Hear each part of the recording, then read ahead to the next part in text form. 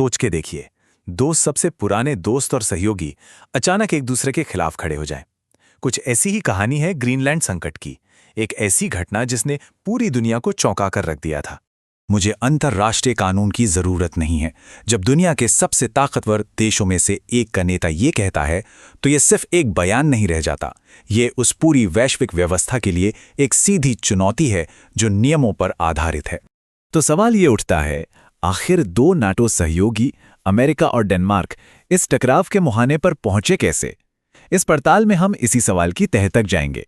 कहानी की शुरुआत होती है एक हैरान कर देने वाले गतिरोध से। आइए देखते हैं कि अमेरिका के इस अभियान ने कैसे दो सहयोगी देशों के बीच तनाव की आग भड़काई। देखिए, ये संकट कोई रातों रात पैदा नहीं हुआ था। इसकी आग धीरे धीरे सुलग रही थी, पूरे एक साल से। 2025 की शुरुआत में जो एक दौरे से शुरू हुआ, वो साल के अंत तक एक तरफा दूत की नियुक्ति तक पहुंच गया, और जनवरी 2026 आते आते तो बातचीत की जगह सैन्य धमकियों और ट्रेड वॉर ने ले ली थी। हर बड़े टकराव के पीछे एक क्यों छुपा होता है। इस मामले में अमेरिकी प्रशासन ने अपने इस आक्रामक रवैये के पीछे 3 मुख्य वजह बताईं। चलिए एक एक करके इनकी पड़ताल करते हैं। सबसे पहला और सबसे सीधा तर्क, पैसा और संसाधन।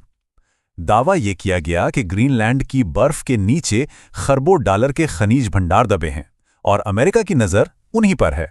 लेकिन यह तर्क ना जांच की कसौटी पर खरा नहीं उतरता। विश्लेषकों ने फौरन इस पर सवाल उठाए। उनका कहना था कि इन संसाधनों के लिए संप्रभुता की जरूरत ही क्या है, ये काम तो प्राइवेट कंपनियां करती हैं, और तो और अमेरिका के अपने अलास्का में ऐसे ही भंडार मौजूद हैं। तो साफ है, असली वजह कुछ और थी। तो अगर पैसा असली वजह नहीं थी तो क्या थी? दूसरा तर्क दिया गया भू राजनीति का। दावा यह था कि ग्रीनलैंड पर नियंत्रण आर्कटिक क्षेत्र में रूस और चीन के बढ़ते प्रभाव को रोकने के लिए जरूरी है। लेकिन सच पूछिए तो ये भू राजनीतिक तर्क भी तथ्यों के सामने ज्यादा टिक नहीं पाता। रूसी मिसाइलें और बम वर्षक ग्रीनलैंड के आसपास से नहीं बल्कि उसके ऊपर से उड़ान भरेंगे, और अमेरिका का तो पहले से ही वहां एक बहुत अहम सैन्य अड्डा मौजूद है जो इस इलाके पर नजर रखने के लिए काफी है। और यहीं पर बात काफी दिलचस्प हो जाती है। तीसरा और सच कहूं तो सबसे चिंताजनक तर्क एक नई विदेश नीति से जुड़ा था, जिसे डोनरो सिद्धांत का नाम दिया गया। असल में यह सिद्धांत 19वीं सदी की मनरो नीति का एक नया और ज्यादा आक्रामक रूप था।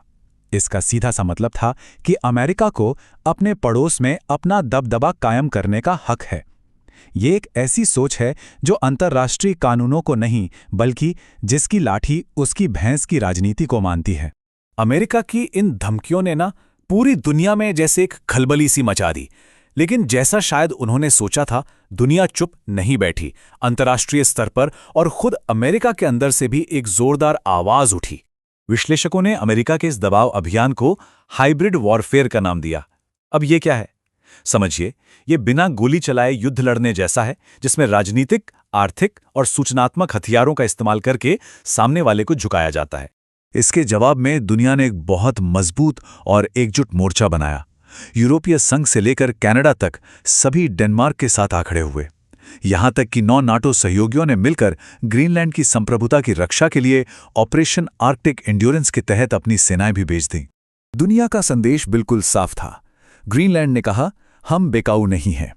डेनमार्क ने अपनी जमीन की रक्षा का संकल्प लिया। यूरोपीय संघ और नाटो ने पूरी एकजुटता दिखाई। और दिलचस्प बात यह है कि रूस ने भी डेनमार्क की संप्रभुता का ही समर्थन किया। अमेरिका की सरकार भले ही आक्रामक हो, लेकिन देश अंदर से बटा हुआ था। ये नीति अमेरिका के अंदर ही इतनी विवादास्पद थी कि एक नेटो सहयोगी के खिलाफ ऐसी कार्रवाई का डेमोक्रेट्स और रिपब्लिकन दोनों ने मिलकर विरोध किया। और अमेरिकी जनता वो भी अपनी सरकार के साथ नहीं थी। YouGov पोल के नतीजे तो काफी हैरान करने वाले थे। सिर्फ 8% लोगों ने सैन्य कार्रवाई का समर्थन किया। एक बहुत बड़ी संख्या इस ख्याल के सख्त खिलाफ थी। अमेरिकी कांग्रेस ने भी इस योजना को रोकने के लिए कमर कस ली थी। सैन्य कार्रवाई की फंडिंग रोकने के लिए बिल लाए गए, और एक रिपब्लिकन कांग्रेसी ने तो यहां तक चेतावनी दे दी कि ये कदम राष्ट्रपति पर महाभियोग चलाने का आधार बन सकता है। इस टकराव का असर सीधा सीधा अर्थव्यवस्था पर भी पड़ा।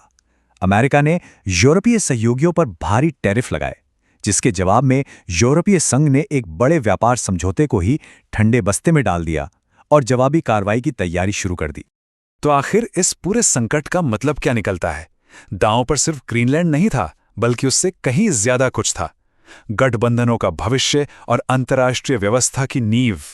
यूरोपीय संघ के रक्षा आयुक्त के ये शब्द इस स्थिति की गंभीरता को बिल्कुल साफ कर देते हैं।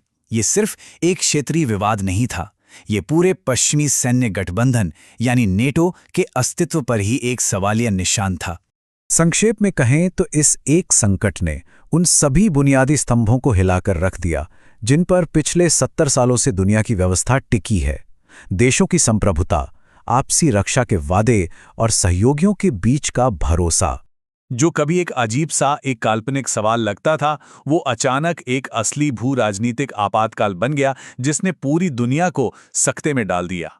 और हम इस पड़ताल को इसी गहरे सवाल के साथ छोड़ते हैं, जब सहयोगी ही एक दूसरे से असहमत हों तो आखिर वो कौन सी चीज़ है जो एक गठबंधन को सच में जोड़ी रखती है।